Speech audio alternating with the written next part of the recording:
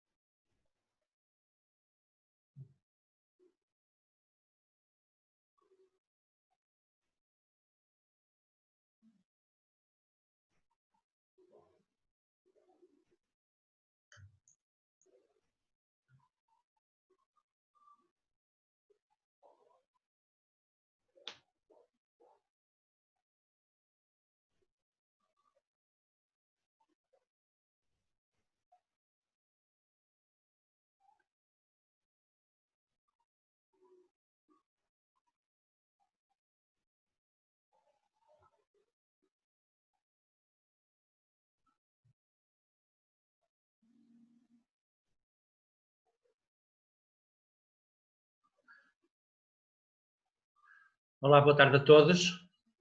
Portanto, estamos a dar início a mais uma sessão organizada pelo Instituto Politécnico de Setúbal no âmbito dos 17 Objetivos de Desenvolvimento Sustentável.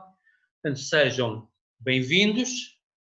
Portanto, desta feita está em causa o Objetivo 8, e a temática é o trabalho digno e crescimento económico. Um tema premente, mais do que nunca, no momento atual. Temos o privilégio de ter connosco a Mariana Pereira e a Anabela Vaz Ribeiro, duas ilustres personalidades incontornáveis enquanto especialistas na área. Muito obrigado por terem aceito o convite, o nosso desafio. O tempo urge e, portanto, a sessão tem um tempo limitado. Eu passo de imediato a fazer uma breve apresentação das mesmas, a que seguirão intervenções de cerca de 20 minutos cada e um pequeno espaço no final de debate. Portanto, a doutora Mariana Pereira é licenciada em Economia e mestre em Análise de Política Social pelo ISEG Universidade de Lisboa e é perita associada da Organização Internacional do Trabalho de Lisboa desde dezembro de 2018. No âmbito da sua experiência profissional anterior, gostaria de destacar o facto de ter sido economista-chefe do gabinete do Ministro do Trabalho, Solidariedade e Segurança Social, atividades no âmbito da consultoria e gestão financeira no setor privado e também assessoria técnica no gabinete do Ministro da Economia, Inovação e Desenvolvimento. De referir ainda o facto de ser autora de papers e coautora de diversas obras no domínio das políticas públicas e políticas sociais, destacando-se entre estas o livro Cuidar do Futuro. A doutora Anabela Vaz Ribeiro é licenciada em Gestão pelo ISCTE, é diretora executiva desde janeiro de 2018 do Global Compact Network Portugal, que corresponde a uma iniciativa das Nações Unidas para a Sustentabilidade Empresarial. Tem ainda responsabilidades de gestão na empresa Pedra Base de Consultoria e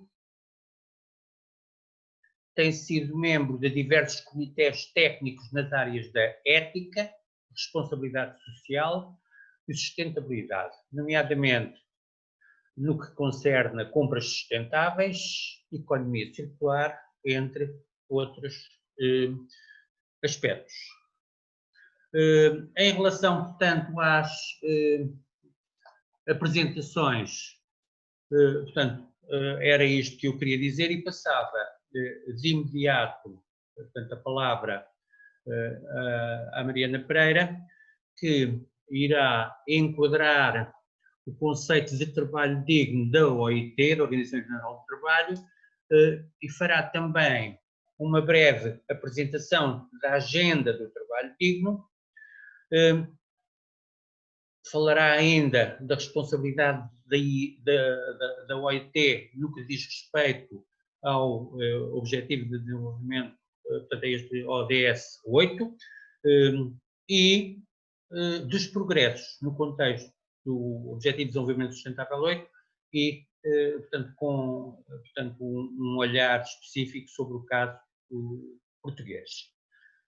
Portanto, eu passava, depois disso, a doutora Anabela Vaz Ribeiro, portanto, usará, digamos, o seu testemunho no âmbito daquilo que, como é a forma como as organizações interpretam e quais são as ações que têm vindo a desenvolver no âmbito do compromisso relacionado com este ODS. E, portanto, vamos iniciar de imediato. Obrigado e, portanto, espero que seja do agrado de todos. Muito obrigado. Vou tentar partilhar aqui o meu ecrã. Colocar aqui a apresentação.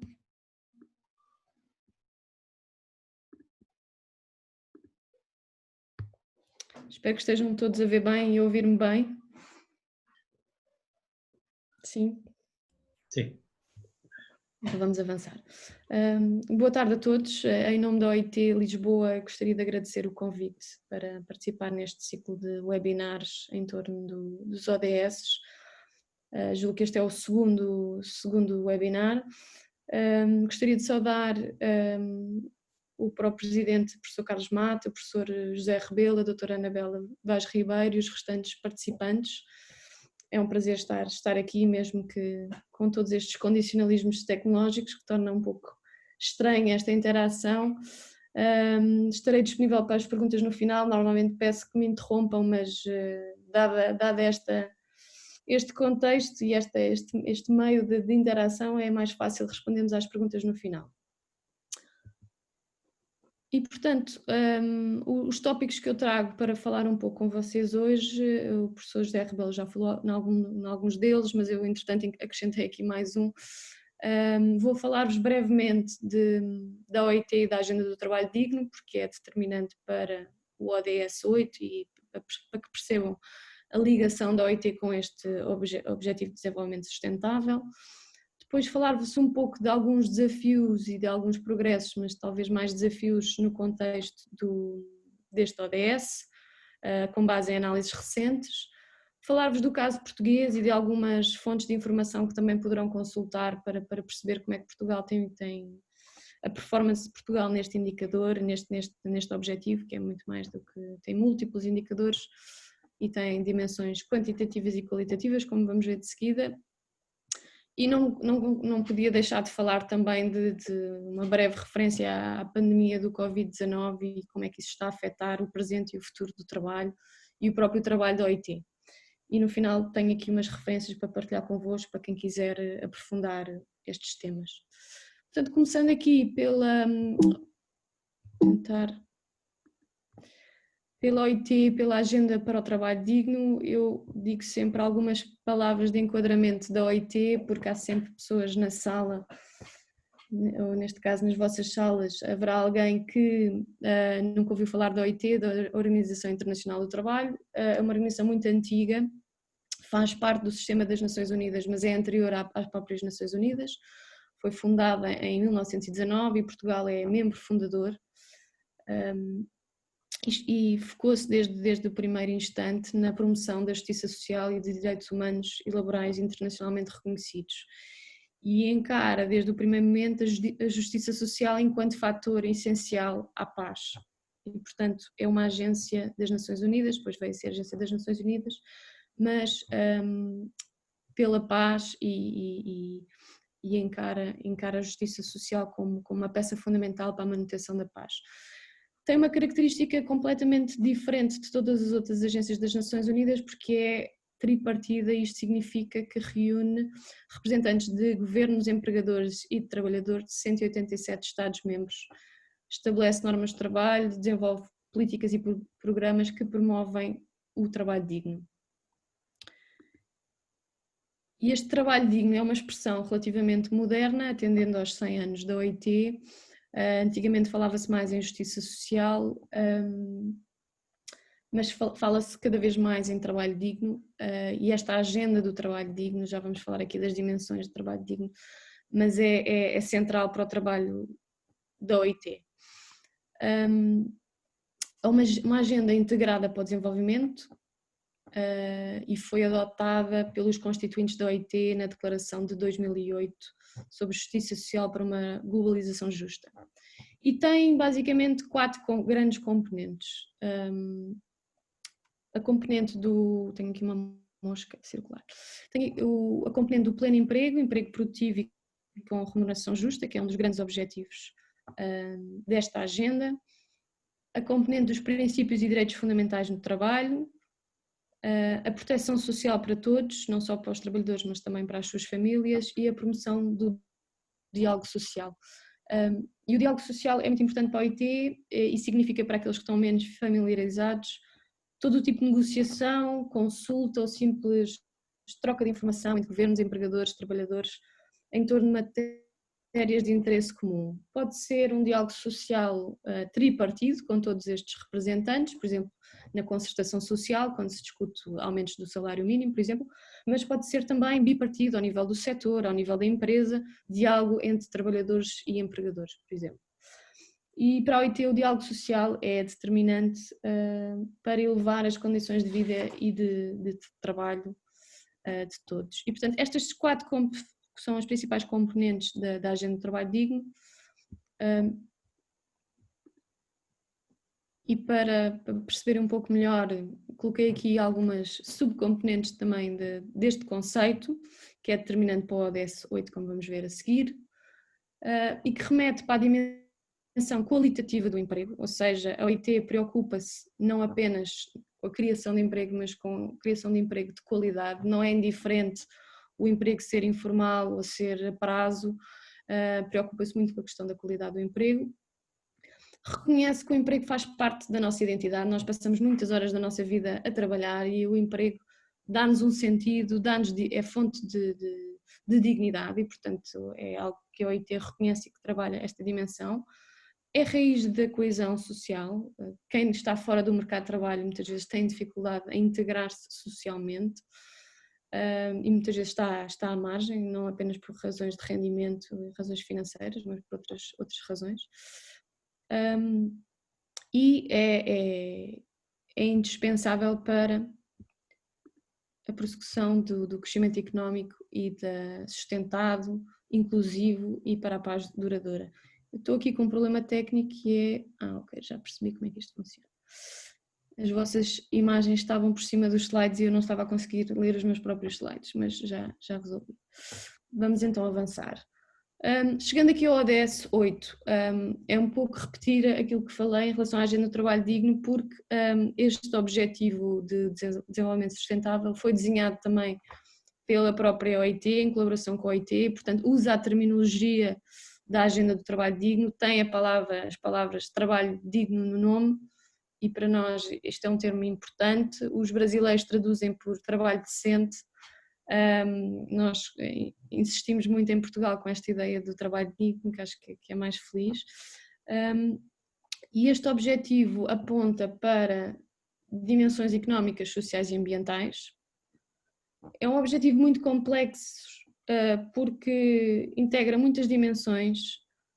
Coloquei algumas metas do PIB à produtividade, trabalho digno, eficiência de recursos ambientais, os NEETs, os jovens nem, como se diz em Portugal, remuneração igual para trabalho de igual valor. Portanto, tem um conjunto muito diverso de indicadores, porque está associado a algo que a OIT, e justamente há um departamento da OIT que explora muito estes temas, está muito ligado a interligações dinâmicas entre estas várias dimensões.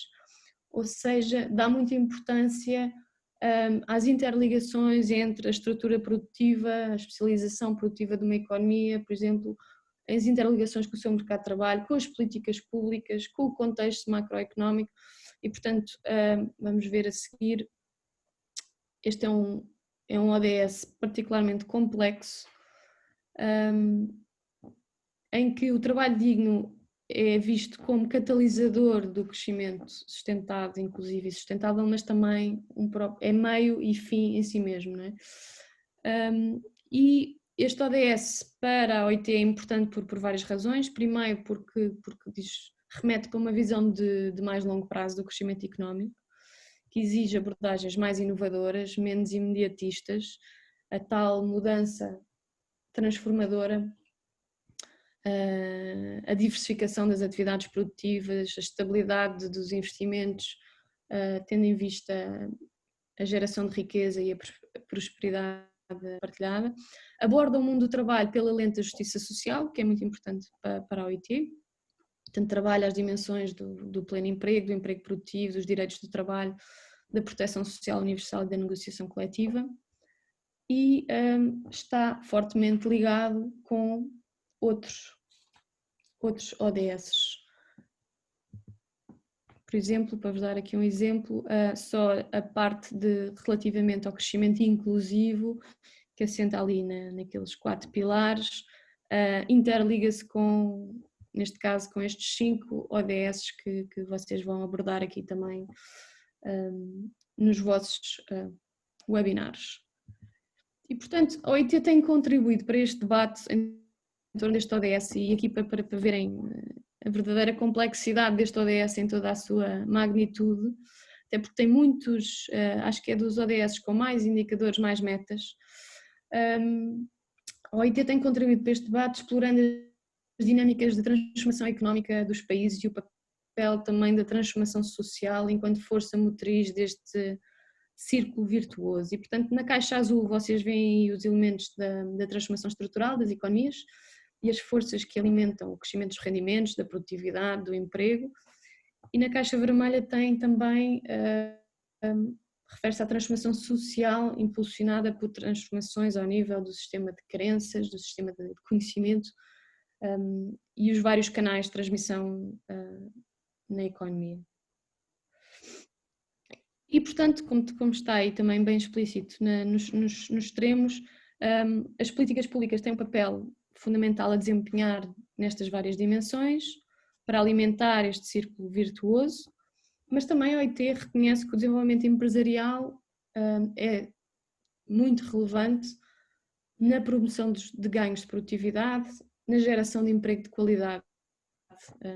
Como se costuma dizer, at the end of the day, são as empresas, são os empregadores que tomam a decisão de onde investir, de quem contratar, de como contratar, do tipo de vínculos que estabelecem, do investimento que fazem ou não no seu capital humano, e, portanto, as empresas têm um papel também central. E, portanto, isto para mostrar um bocadinho a complexidade associada a este ODS. E vamos ver depois também, no caso português, como é que estas interligações também têm sido exploradas. Apresento agora alguns desafios, começando pela nota positiva, alguns progressos no contexto do ODS ODS 8. A nível global, a OIT preocupa-se sempre com o plano global e, portanto, a nível global tem havido uma redução do trabalho infantil, que é uma boa notícia, apesar de o target estabelecido para a sua erradicação esteja em 2025 não esteja ainda com alguma dificuldade em ser alcançado. Tem havido também melhorias nos índices de produtividade de países de rendimento médio, ou seja, estes países, ou muitos destes países, estão a aproximar-se do tal catching up que eu refiro aí com os países de rendimento elevado, isso também é um bom sinal. Ao nível dos desafios que persistem, portanto, dentro de todas as metas e indicadores que temos aqui sob o chapéu do ODS 8, temos aqui alguns pontos de fragilidade. Temos progressos muito desiguais entre países e regiões, temos um crescimento do PIB per capita e ganhos de produtividade muito desiguais e superior nos países de rendimento médio e elevado. Portanto, os países justamente, por exemplo, em África estão ainda, que deviam ter, idealmente, para que este ODS seja alcançado, deviam ter um crescimento maior, um crescimento do PIB superior a 7%, tem sido difícil alcançar este objetivo. O emprego informal continua a ser uma realidade para mais de metade dos trabalhadores a nível mundial e isto é uma grande preocupação da OIT, especialmente no período atual que vivemos de crise. Estes trabalhadores são os mais desprotegidos e muitas vezes ficam de fora não só das safety nets, dos sistemas de proteção existentes, mas daqueles que são criados para responder à crise. Muitas vezes não vêm nas próprias estatísticas. Há poucos países que têm uma ideia exata do seu emprego informal. Há cerca de 6 países no mundo que têm contas de satélites para a economia informal e para o emprego informal e nós não somos um deles. Portugal não é um deles. O desemprego permanece elevado em muitos países e há medidas mais finas que a OIT explora que estão ligadas ao desemprego, que é, por exemplo, a questão da subutilização do trabalho, que tem a ver com, por exemplo, o part-time involuntário, que significa pessoas que estão em part-time mas gostariam de ter um full-time, ou seja, estão a trabalhar abaixo das suas capacidades, estão a ter menos rendimento do que aquilo que gostariam e isso é uma preocupação, mesmo para a própria satisfação individual e para conseguirem suprir as suas necessidades também do seu agregado familiar. Portanto, não é apenas o número do desemprego, mas também este outro tipo de desemprego, ou desemprego parcial, digamos assim. Persistem disparidades salariais significativas entre homens e mulheres e déficit ao nível do trabalho digno. Os jovens e as pessoas com incapacidade ou deficiência estão em especial desvantagem no mercado de trabalho e isto é algo que é comum a todos os países. Os jovens têm mais dificuldades de acesso, têm dificuldades de acesso a trabalho digno, ou seja, trabalho também com direitos, com proteção, emprego permanente e muitas vezes não recebem remuneração adequada às suas qualificações e ao trabalho que desempenham. Dentro desta questão dos jovens, a questão dos NEETs, que está abarcada por este ODS, ou seja, dos jovens nem que não estão nem a estudar, nem a trabalhar, nem em formação, e a taxa dos NEETs é superior para as mulheres, especialmente nos países de menor rendimento, que chega a ser 2 a 3 vezes superior à dos homens. E outro desafio tem a ver também com o crescimento do consumo global de recursos naturais. E perante estes desafios a OIT faz um apelo a uma agenda de política que seja compreensiva, integrada, que reconheça as tais interligações dinâmicas entre ODS e dentro das próprias componentes e dimensões deste ODS e defende que é importante para a prossecução deste objetivo reconhecer a importância da agenda de trabalho digno, nomeadamente da abordagem integrada às políticas do emprego que assenta esta agenda, da importância das normas internacionais do trabalho, que fazem parte do caminho, da importância das instituições do mercado de trabalho e também do diálogo social, que já expliquei há pouco um pouco o que era. Já me estou aqui a alongar e gostaria apenas de fazer uma referência ao caso português, porque Ainda há uns meses estive a concluir um estudo sobre o caso português, e também na preparação desta intervenção encontrei aqui também outros relatórios interessantes. Se nos focarmos exclusivamente na questão do desempenho a nível de indicadores, o INE tem muita informação, tem desde tabelas Excel que é possível descarregar e ver ano a ano como é que cada indicador tem evoluído, tem relatórios de execução quase desses números.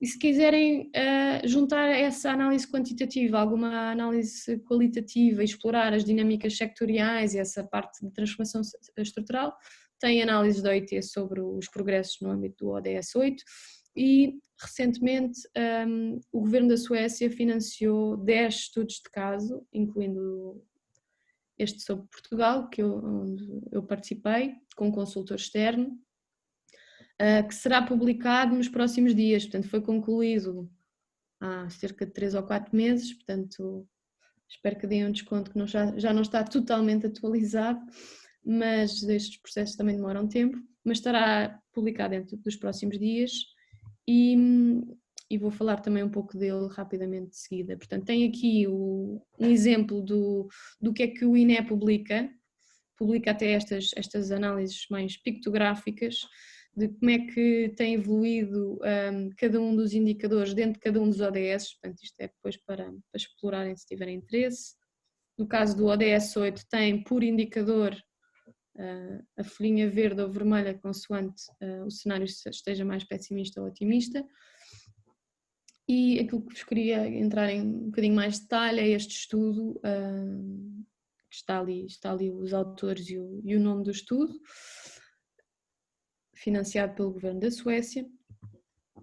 E o que nós fazemos neste relatório é analisar os 20 anos de desenvolvimentos macroeconómicos em Portugal, os vários choques exógenos que a economia portuguesa tem sofrido, desde a adesão à União Económica Monetária, o alargamento da União Europeia a leste, a crise de 2007, 2008, e a forma também como é que estes choques, a par de outros desenvolvimentos internacionais, alteraram a base produtiva da nossa economia, o padrão de especialização, que impactos é que isso teve no mercado de trabalho. E depois analisamos as principais transformações estruturais ao nível dos setores e das empresas. Vemos também que políticas públicas é que poderão ter contribuído para facilitar ou apoiar esta mudança estrutural, que é estas interligações que este ODS procura, na verdade. Questões que têm a ver com dinâmicas macroeconómicas, mas também interação com as políticas. E depois, e no caso de Portugal, este policy mix tem a ver com desde os fundos europeus que permitiram o investimento em competitividade, inovação, investigação e desenvolvimento, incentivos fiscais, programas como o Simplex ou o grande investimento que se fez nas qualificações.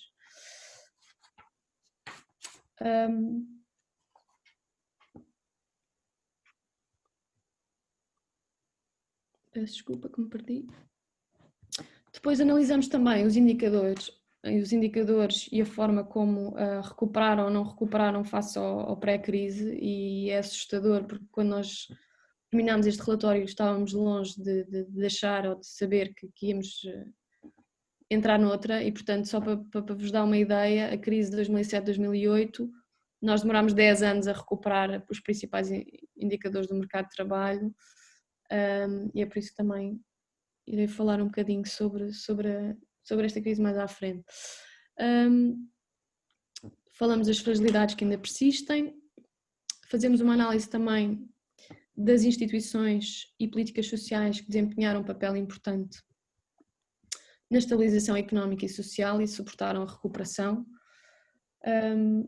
Muitas vezes analisa-se as políticas sociais de forma separada da economia, mas as políticas sociais, as prestações sociais não servem apenas para as famílias, para os trabalhadores não ficarem numa situação de pobreza, tem um efeito de estabilização económica muito importante e nos períodos de crise isso é fundamental, porque não apenas permite às famílias sobreviverem, mas permite às famílias continuarem a gastar dinheiro e alimentam depois as empresas que podem continuar a escoar alguns dos seus produtos e prestar serviços, etc. E, portanto, tem um papel também de estabilização económica muito importante.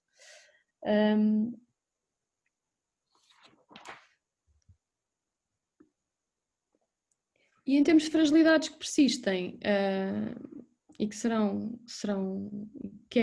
eu acho que é relevante também partilhar convosco no momento atual em que começamos uma nova crise, dizem respeito à enorme fragmentação do tecido empresarial, ou seja, temos muitas empresas pequeninas que podiam ter ganhos de escala se fundissem algumas delas e perdem ali muitas sinergias e eficiência e ganhos de produtividade que podiam ter se fossem maiores.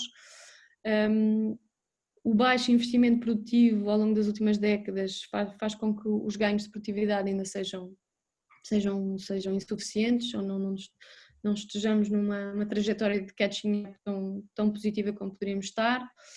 A questão da segmentação no mercado de trabalho é muito importante, que tem a ver com esta dualidade entre o emprego mais tradicional e standard por conta de outrem sem termo versus o trabalho sem termo, trabalho dito mais precário, contratos a prazo, contratos a termo, mas também algum trabalho independente que é mais desprotegido. E os jovens têm, infelizmente, estão subrepresentados neste emprego atípico, e isto tem custos, significa que os jovens muitas vezes em alturas de crise são mais eles o alvo destes custos do ajustamento, porque são os primeiros a serem despedidos, dispensados, são os que têm mais esses vínculos mais precários. Isso tem implicações também, pensando numa perspectiva mais integrada, têm dificuldades em planear a sua vida, em decidir ter filhos, porque não sabem o dia da manhã. Portanto, eu acho que isto também está ligado com as questões demográficas e foi algo que a última crise atingiu. Acho que foi cerca de 20% dos nascimentos em Portugal, reduzimos em cerca de 20% os nascimentos em Portugal, e para uma população envelhecida como a nossa isto é um problema, e estes vínculos mais fracos com o mercado de trabalho por parte dos jovens têm impacto nessa dimensão. Outra questão que também impacta os jovens é a questão do decréscimo do prémio de educação, o Education Premium, que tem a ver com a estagnação salarial das últimas décadas, que não tem acompanhado os ganhos de qualificação. E o que acontece é que temos uma população cada vez mais qualificada, o salário mínimo tem sido aumentado agora mais recentemente, mas o salário médio não anda muito, não cresce muito, e o que acontece é que temos uma distribuição de salários muito comprimida na base, não é?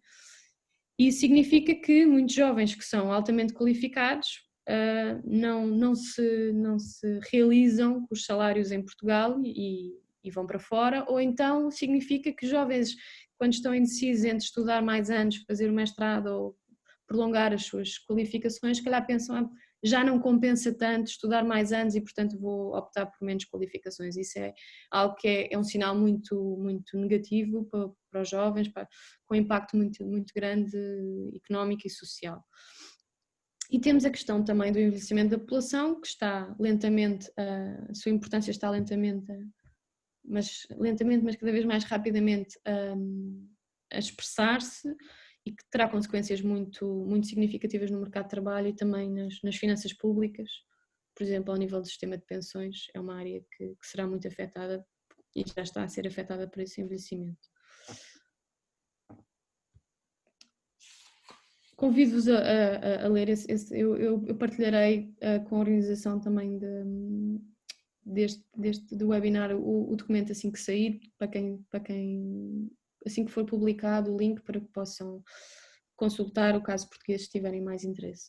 Em relação a este último ponto, eu julgo que não é possível falar destas questões todas, e como dizia o professor José Rebelo, julgo que são cada vez mais atuais, e especialmente atuais no momento que vivemos, e a OIT tem vindo a dizer que considera esta crise que terá um impacto mais forte do que a de 2007-2008, e recordo que tivemos 10 anos a recuperar em alguns desses indicadores, E queria só partilhar convosco que a OIT tem vindo a adaptar muito rapidamente as metodologias, as abordagens para melhor dar resposta às necessidades que têm surgido dos seus constituintes, e para quem tiver mais interesse, acho que nunca houve um período com tanta publicação nova. Há diagnósticos sectoriais só dentro do tema Covid-19, diagnósticos por setor do impacto da crise, um grande acervo das políticas nos vários países do mundo de resposta à crise. É possível pesquisar por país o que é que cada país está a fazer dentro daquilo que são as prioridades da OIT, naturalmente, mercado de trabalho, diálogo social, economia, etc. Vai sair nos próximos dias também um diagnóstico rápido, também participei nesse trabalho com um consultor nacional, um diagnóstico rápido do impacto da crise no mercado de trabalho em Portugal e na economia portuguesa. E a OIT tem vindo a chamar a atenção, no fundo, para a desproteção, os setores mais fragilizados, aqueles que estão numa situação de maior desproteção, os trabalhadores informais, os trabalhadores domésticos, os grupos mais atingidos, e continuará a fazer este trabalho, e julgo que mais do que nunca, e pelo poder de mobilização de uma organização como esta, que junta tantos países e estas várias forças que são determinantes para o próprio progresso social dos empregadores, dos trabalhadores e os governos, julgo que há um caminho importante a fazer e acho que continuará a cumprir o seu papel, assim espero. E portanto deixo-vos só aqui uma última citação do nosso diretor-geral, daqui de um artigo de opinião que escreveu há pouco tempo e que no 1º de maio foi publicado no Diário de Notícias, e que diz exatamente que esta pandemia revelou de forma muito cruel a precariedade extraordinárias e injustiças do nosso mundo de trabalho, as lacunas dos sistemas de proteção social, até dos países mais ricos, que têm deixado milhões em situação de privação, as falhas na garantia de segurança nos locais de trabalho, que condena quase 3 milhões a morrer em cada ano em virtude do trabalho que fazem, e esta parte dos acidentes de trabalho é uma componente do ODS 8 em que Portugal não está especialmente bem colocado, e chama a atenção também para a dinâmica incontrolada do crescimento da desigualdade, que significa que se em termos médicos o vírus não discrimina entre as suas vítimas, no que diz respeito ao seu impacto económico e social, discrimina brutalmente contra os mais pobres e sem poder. E essa é outra questão que nós abordamos também no diagnóstico rápido, que é quem estava em maior desvantagem no pré-crise vai agravar a sua desvantagem no pós-crise e, portanto, está numa situação especialmente vulnerável. E pronto, e deixo-vos só as referências que referi há pouco, os links, aquele terceira referência, como vos dizia, ainda não foi publicado, mas disseram-me que será entre hoje e amanhã, portanto espero ter também notícias depois para dar em relação a isso, e estarei à disposição das vossas perguntas no final. Muito obrigada. Eu é que agradeço muito. Julgo que saímos todos mais enriquecidos após a sua intervenção. Não sei se ficarei preocupado, tendo em conta, portanto, a agenda ser até 2030 e o caminho que ainda falta a trilhar, quer em Portugal, quer no geral, mas nesse sentido eu passava de imediato a palavra à Anabela Vaz Ribeiro, que vai, de alguma forma, portanto, dar um testemunho, refletir sobre como é que as organizações, tendo em conta a experiência, o conhecimento na área da ética e responsabilidade social e sustentabilidade, e no âmbito de todos os projetos que têm coordenado ou assessorado, como é que estão a responder ao ODS 8 e quais são as perspectivas de futuro. Muito obrigada. Obrigada eu pelo convite. Antes de começar, gostava só de fazer aqui uma nota prévia, só para dizer que o Global Compact, que é a iniciativa que eu estou aqui em representação, do qual eu sou diretora executiva em Portugal, é uma iniciativa das Nações Unidas, não uma agência, portanto a OIT é uma agência, nós somos apenas uma iniciativa que depende diretamente do secretário-geral das Nações Unidas, portanto no caso concreto do António Guterres, e que começou por defender um conjunto de 10 princípios para serem aplicados e serem subscritos pelas empresas, particularmente pelo mundo empresarial, porque em 2000, quando foi lançada a iniciativa pelo Kofi Annan, que também foi secretário-geral das Nações Unidas, a lógica dele era que para se ganhar a batalha da sustentabilidade, digamos assim, para nós conseguirmos ter um mundo mais sustentável, tínhamos que ganhar o stakeholder empresas para esta matéria. Pronto. Porque normalmente estas matérias são mais do foro das ONGs, das instituições sociais, dos governos, das políticas públicas, e as empresas não tinham aqui um papel tão relevante. E isso também foi visto nos Objetivos de Desenvolvimento do Milénio, que são precedentes da Agenda 2030 e dos Objetivos de Desenvolvimento Sustentável, que se nós formos olhar para os Objetivos de Desenvolvimento do Milénio, que eu não trouxe aqui nenhum slide para fazer a comparação, mas nós encontramos ali essencialmente um pendor mais orientado para a saúde, tem um ponto sobre proteção do ambiente, um ponto sobre parcerias, mas não há nada sobre desenvolvimento económico e sobre trabalho digno ou alguma coisa relacionada. E de facto a introdução na Agenda 2030 e nos Objetivos de Desenvolvimento Sustentável da dimensão económica faz aqui imensa diferença e coloca as empresas com uma preocupação maior ao nível desta agenda. Pronto. A nossa iniciativa do Global Compact tem a responsabilidade não apenas de promover os 10 princípios do Global Compact, entre os quais estão os direitos humanos e práticas laborais, mas também a Agenda 2030 das Nações Unidas e a promoção da implementação destes objetivos nas organizações. Aquilo que nós temos vindo a assistir é que, e se formos comparar relatórios que são promovidos pelas empresas, relatórios de sustentabilidade, por exemplo, ou de cidadania corporativa ou outros, porque o nome pode variar, aquilo que identificamos é que previamente ao lançamento desta agenda as empresas não se associavam tanto a estas matérias, não tinham tanta consciência de que havia uma agenda para o mundo.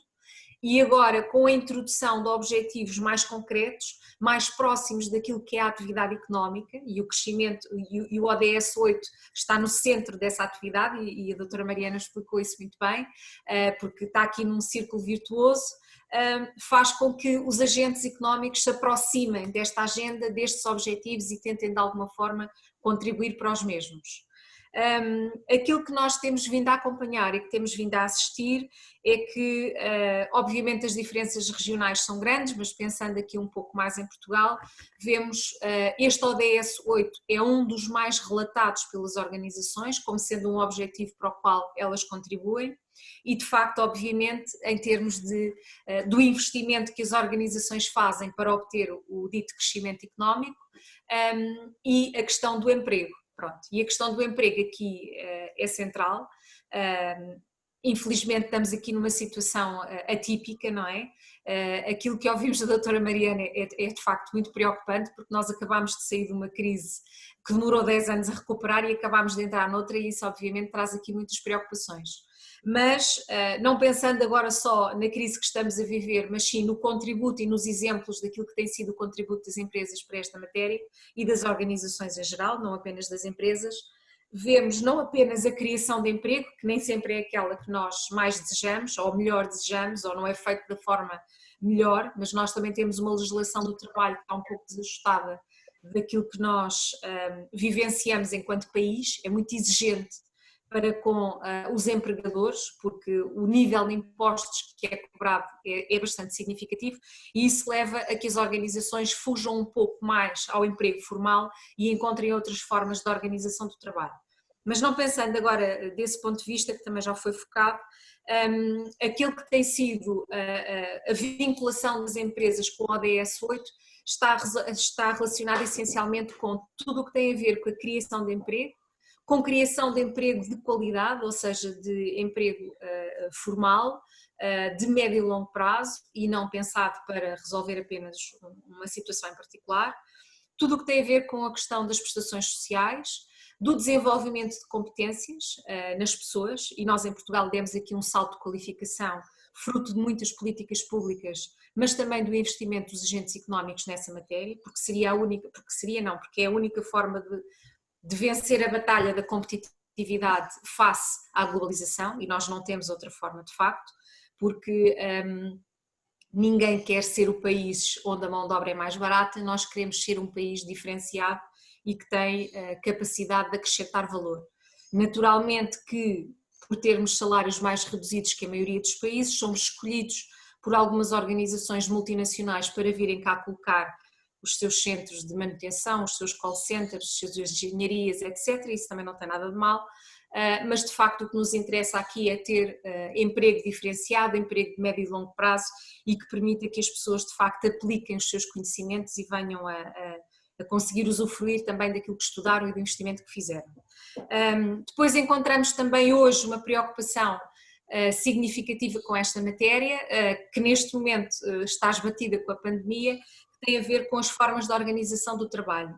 Temos, nos últimos anos, as organizações têm vindo a tentar investir e também há programas do governo nessa matéria, nomeadamente o programa 3 em linha, que não sei se estão familiarizados, mas o governo português lançou em 2018 um programa que se chama 3 em linha para promover a conciliação entre a vida pessoal, familiar e profissional. Porque em Portugal nota-se uma tendência crescente para as pessoas trabalharem muitíssimas horas. Depois, como habitualmente as pessoas não residem na zona onde trabalham, gastam muito tempo em comutação e isso faz com que nós estejamos a ter sinais de maior deficiência de saúde mental, porque não temos o tempo ideal para descansar e para promover outro tipo de atividades como hobbies, etc., para podermos descansar o cérebro e ter disponibilidade por outras coisas. E também aqui vemos, e se formos analisar aquilo que são os relatos das empresas, vemos muitas atividades ao nível de criar benefícios para os colaboradores, para tornar o trabalho mais aprazível também, mas para que as pessoas trabalhem de forma mais eficaz, portanto há aqui uma conotação e um contributo para a produtividade, mas também trabalhem e tenham uma experiência melhor enquanto trabalhador, para que o seu contributo seja melhor e não necessariamente seja em mais horas. Pronto. E aqui vê-se uma mudança. Existe, obviamente agora fomos todos trabalhar para casa por razões que têm a ver com a pandemia, mas já havia algum investimento em outras formas de organização do trabalho que permitem que as pessoas tenham as esferas pública e privada mais delineadas e consigam de facto fazer a sua prestação de uma forma diferente. Para além disso, existem muitíssimos desafios sobre esta matéria e portanto assim em termos de perspectivas futuras e para não me alongar muito, aquilo onde eu penso que ainda há uma batalha muito grande, para além obviamente de acabar com a informalidade, que vai ser sempre uma dificuldade, mas pelo menos tentar ter salário igual por trabalho igual. Nós ainda temos uma diferença salarial significativa, essa diferença, segundo os estudos que existem, irá demorar ao ritmo atual cerca de 200 anos a conseguir ser colmatada, e isso é uma dificuldade extrema. Nós no Global Compact temos programas expressivos sobre a igualdade de género para tentar trabalhar sobre isto de forma mais ambiciosa e levar as organizações a serem mais assertivas na forma como estabelecem objetivos internamente para esta matéria. Eu reconheço que não é fácil fazer esta mudança, porque por muito pequena que seja a diferença salarial, se a organização tiver 2.000 ou 2.500 trabalhadores, ou mesmo que tenha apenas 500, pode ser uma dificuldade em termos de sustentabilidade económica fazer essa adequação. De qualquer forma, está-se a trabalhar sobre isso, existem projetos até que vêm dos países nórdicos para ser desenhado um referencial que venha ajudar as empresas portuguesas a aproximar-se dessa paridade.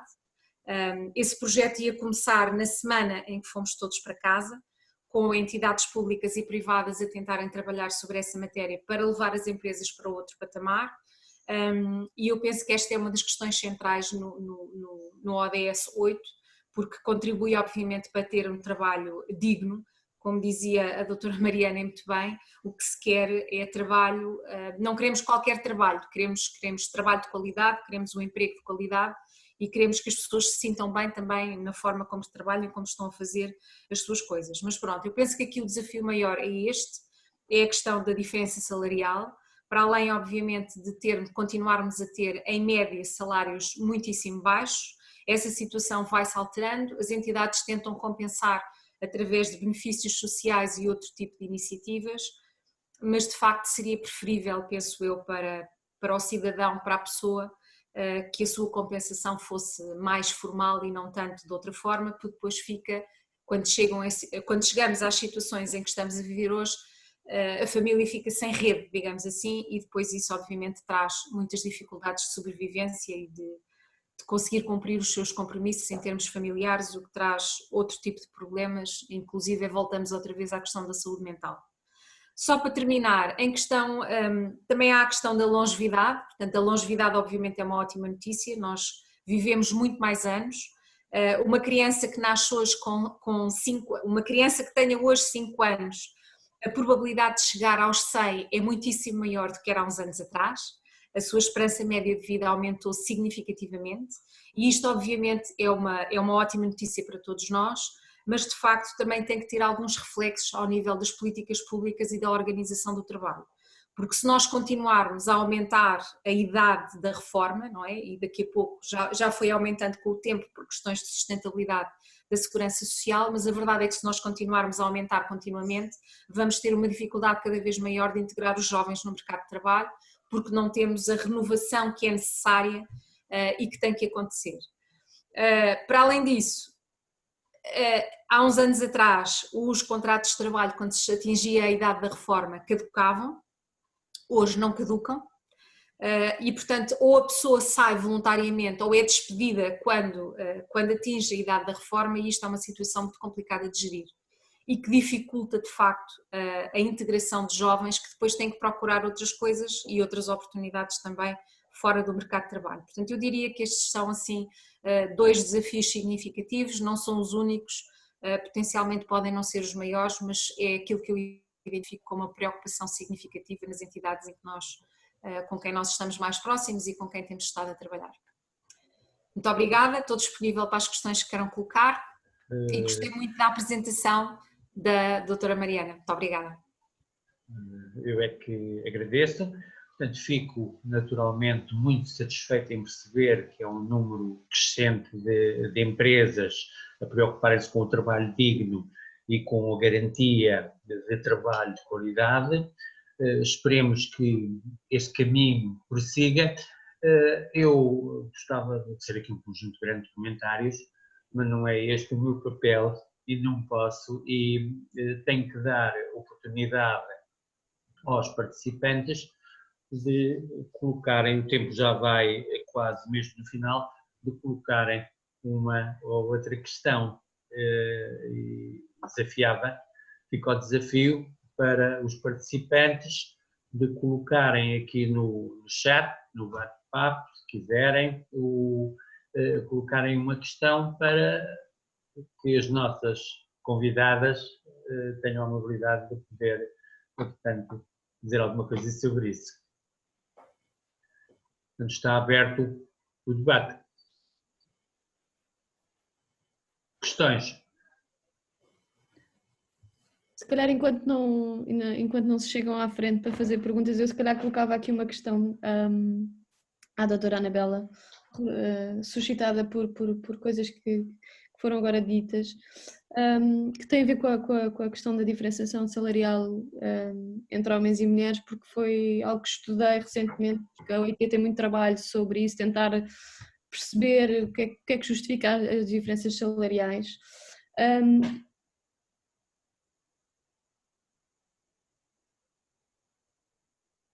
Ao nível dos empregadores, para também ganharem sensibilidade a essa questão.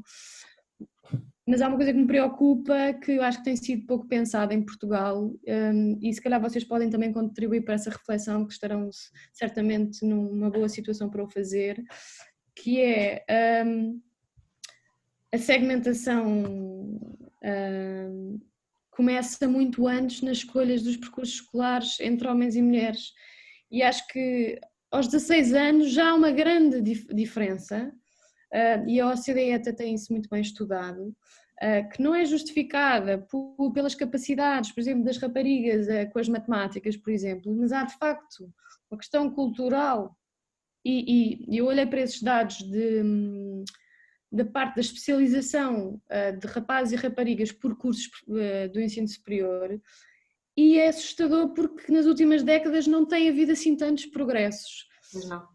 E nós, quando olhamos para as áreas que pagam melhor, que serão as áreas de futuro, das TICs e das STEMs, não estamos a ver, são muito masculinizadas e, portanto, é algo que me preocupa e preocupa-me às vezes algum discurso, às vezes até académico, muito centrado de não, isto são os empregadores que têm estereótipos na cabeça deles, mas eu penso muitas vezes, então, mas se o empregador tem 100 currículos, que 90% são homens, pronto, o problema não está nessa fase, está numa fase a priori. Portanto, pronto, eu queria só transmitir que acho muito importante esse trabalho e era muito bom que conseguissem envolver também, pensar no pré-mercado, não é? Quando se chega à decisão do mercado de trabalho e desse matching entre trabalhadores e empregadores, já esse bias já lá está e às vezes já é muito difícil de corrigir. Existe eu estive há cerca de, foi nos 30 anos da CIT, deve ter sido há cerca de 5 anos, nos 30 anos da Comissão para a Igualdade no Trabalho e no Emprego, e estava uma senhora da OIT a fazer um resumo exatamente do que a Mariana acabou de dizer. Tinham feito um estudo, uma comparação entre os vários países da OCDE, portanto não era só Portugal, e ela no fim apresentou uma conclusão, e a conclusão era um slide assim deste tamanho com assim umas palavras assim a dizer assim: Women study the wrong subjects. Pronto.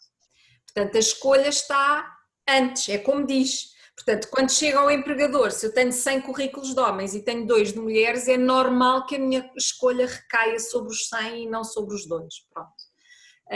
E portanto, porquê? Porque há uma orientação para as mulheres escolherem determinado tipo de profissões e os homens escolherem outro tipo de profissões. Pronto. E isto já não tem a ver com as empresas, tem a ver obviamente mais com o sistema educativo do que propriamente com a parte empresarial e com o mercado de trabalho.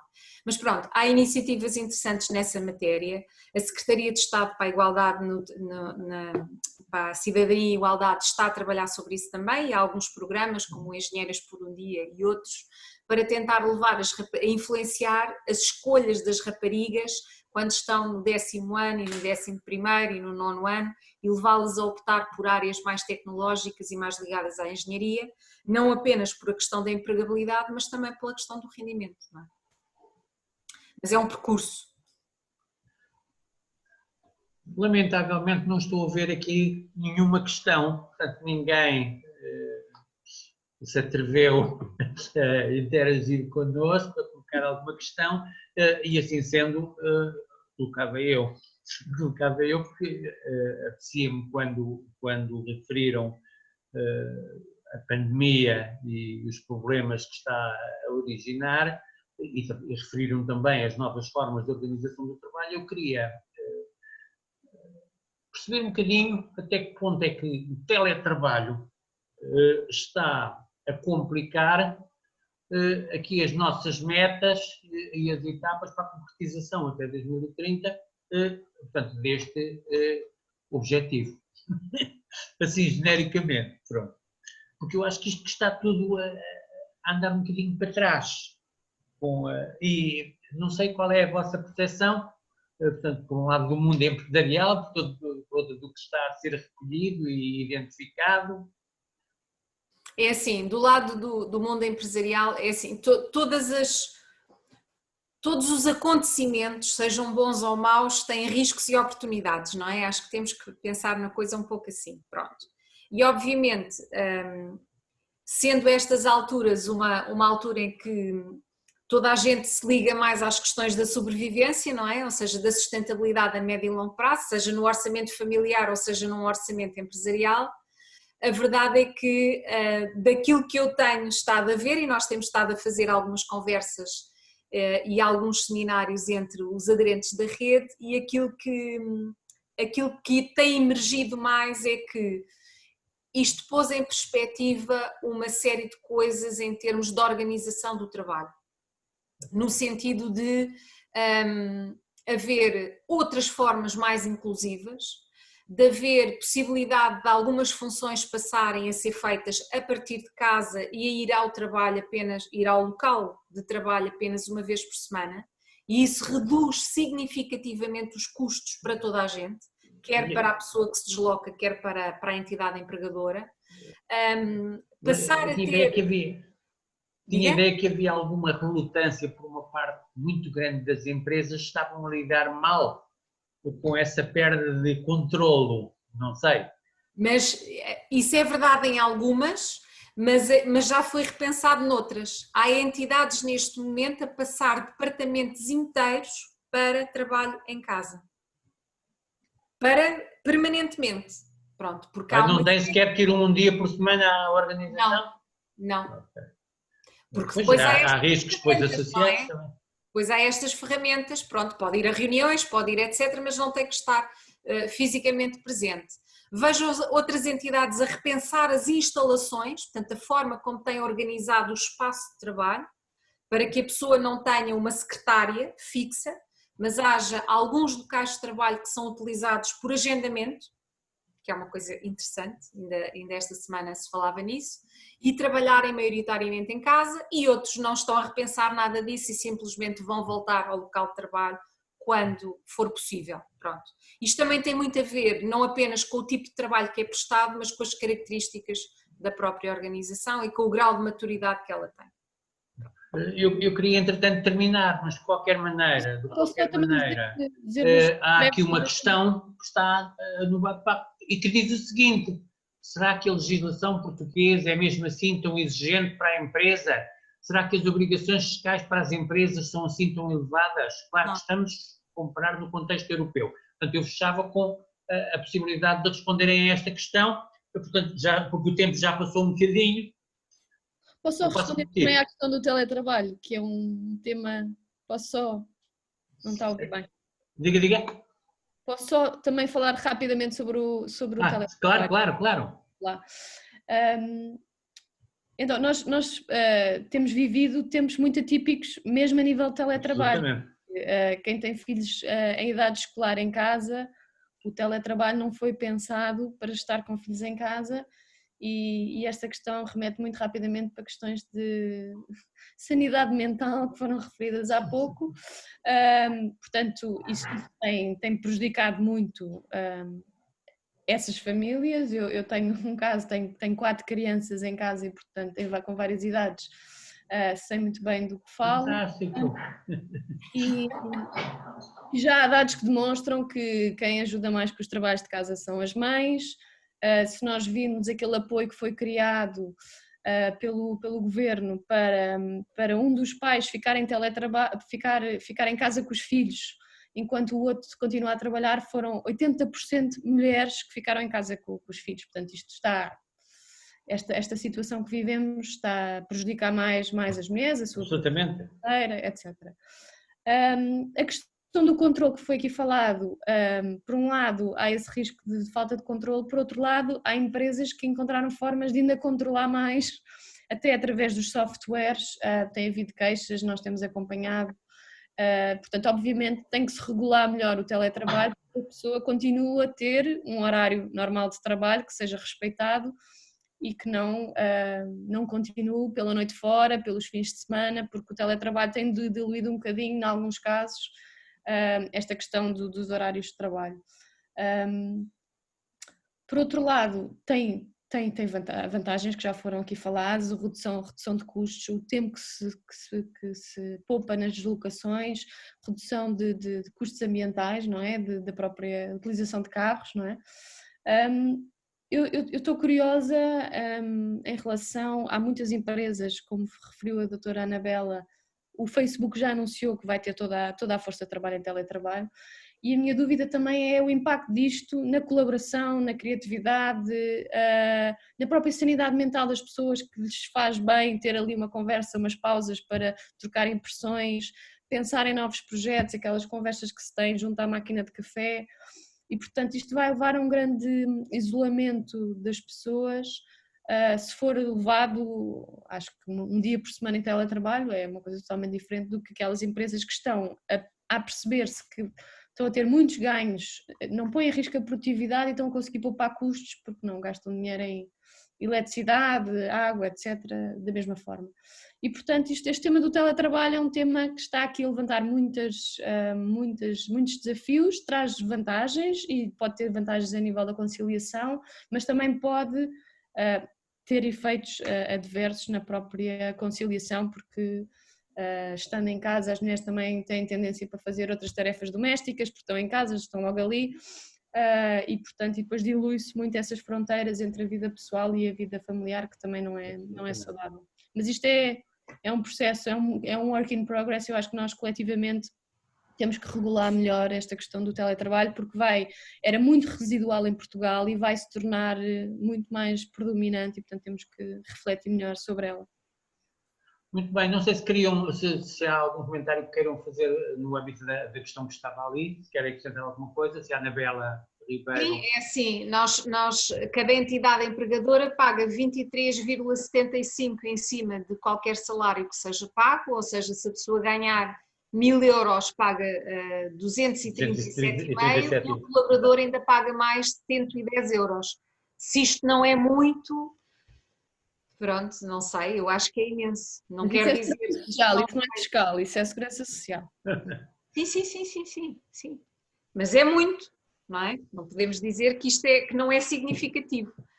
Obviamente, o contrabalanço é que nós temos, de facto, acesso a uma série de coisas que os países onde isto não existe não têm. Pronto, isto é um contrabalanço. A verdade é essa. Sim, e para quem esteja interessado neste tema, nos países na Europa há alguns que financiam, por exemplo, a Segurança Social através de contribuições e há outros que financiam pelo pacote geral dos impostos. E nós, em Portugal, financiamos os impostos, financiamos as prestações de pobreza, e esta lógica de seguro social que nos protege em proporção daquilo que nós colocamos, não é? Portanto, aquilo que também foi falado há pouco, quando estamos desempregados e quando como vamos reformar, o nosso nível de proteção depende daquilo que nós pusermos, contribuímos para o sistema. E pronto, da parte da OIT, em relação a esta questão, a OIT defende patamares mínimos de proteção universal, cobrir os riscos fundamentais, mas isso é uma discussão também muito mais subjetiva daquilo que é o modelo de sociedade que cada um quer ter. Obviamente que as empresas conseguem praticar preços mais competitivos quanto menores os custos que tiverem, não é? E portanto isso é importante, especialmente para as empresas que empregam muita gente, as contribuições pesam mais nessa despesa, não é? E pronto, e discute-se muito na Europa e no mundo se os jovens não deviam ter contribuições mais baixas. A questão é que a nossa segurança social também assenta no modelo do pay as you go e estamos uma população muito envelhecida e, portanto, se nós retiramos financiamento também, quem é que vai pagar agora as reformas dos nossos pais e as nossas reformas? Portanto, há toda esta discussão que é mais ampla. Não é fácil decidir assim e cortar a tal taxa de 23,75, a taxa social única. Ao contrário das taxas de impostos, é mais estável, há décadas que não se mexe e, portanto, é muito estável, é difícil estar a mexer nela, teria que se arranjar fontes de financiamento alternativas, depois avaliar os prós e contras. Ok, muito obrigado. Eu lamentavelmente tenho que acabar já. Só quero dizer que surgiu aqui um comentário a dizer que, em média, a carga fiscal portuguesa não é superior à europeia. Já não podemos comentar isso, sim, se não. Eu apenas quero reiterar os meus profundos agradecimentos em nome pessoal e em nome do Instituto Politécnico de Setúbal, portanto, às nossas convidadas. Quero também, antes de finalizar, lembrar, portanto, e agradecer também aos participantes, e lembrar que amanhã, pelas 16 horas, haverá nova sessão no âmbito do ODS 9, Indústria, Inovação e Infraestrutura, com Luís Mira Amaral, pelas 16 horas. Contamos com todos. Obrigada. Obrigada pelo convite. Até à próxima. Até à próxima. Pronto, muito obrigado e até uma próxima oportunidade. Tudo a correr bem. Igualmente. Com todos. Obrigado.